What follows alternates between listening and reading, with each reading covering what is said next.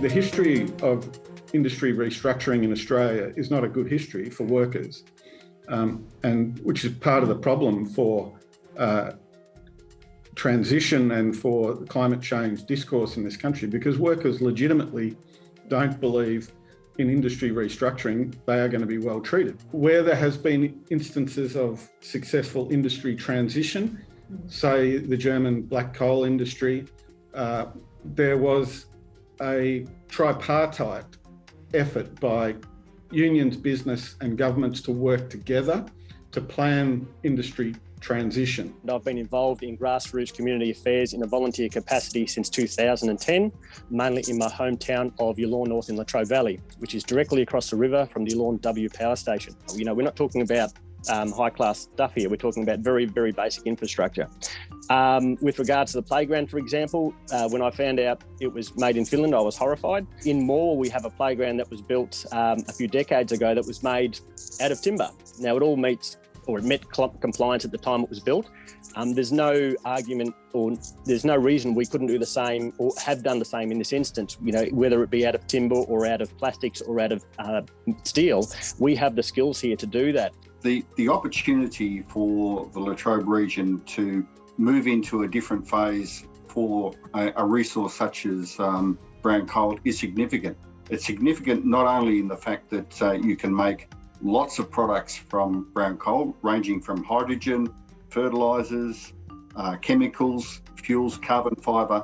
I think no one would question that the future for Australia and the world has got to be in the renewable energy space.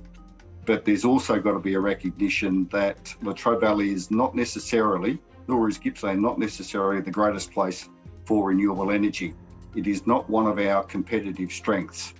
However, it can be a competitive strength if it's matched with something like coal to hydrogen, for example, whereby the fundamental supply chain is paid for by a high-producing coal to hydrogen supply chain, and then renewable energy can piggyback on the back of that without having to pay for the complete supply chain, which then makes things like Star of the South, the solar farm in Gippsland and the Delburn wind farm even more competitive than they would be on a single product type process. I am Bess Clark, CEO of Marinus Link Proprietary Limited. Marinus Link is a proposed 1500 megawatt high voltage direct current HVDC electricity interconnector between Tasmania and Victoria, and 1500 megawatts is in the order of scale of both Yallourn and Hazelwood power stations. So it's a big electricity interconnector. Marinus Link is good for electricity customers. It's good for the regional economy, including in Gippsland. And it's also good for the planet because Marinus Link is part of a cleaner energy solution for the nation, and it's taking the order of 1 million petrol or diesel cars off the road. So good for customers, good for the regional economy and good for our planet. Conversations we've had with the Latrobe Valley Authority is our intent to establish direct presence in Gippsland as a company and as a project.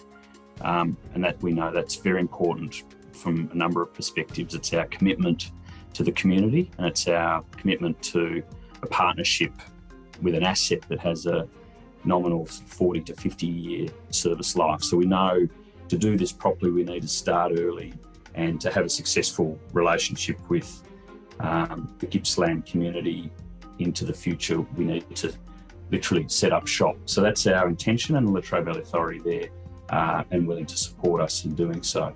We can certainly see that opportunity in the Gippsland region more broadly, not just Latrobe Valley, with projects like Star of the South, because you've got a lot of workers in the maritime sector who are servicing the offshore oil rigs. They're exceptionally skilled people, very highly skilled. And when you start to see the huge economic opportunity of building the offshore wind sector off Gippsland's coast and beyond, the skills transfer becomes very obvious because it's going to rely on much of the same skill set to establish this very exciting offshore sector.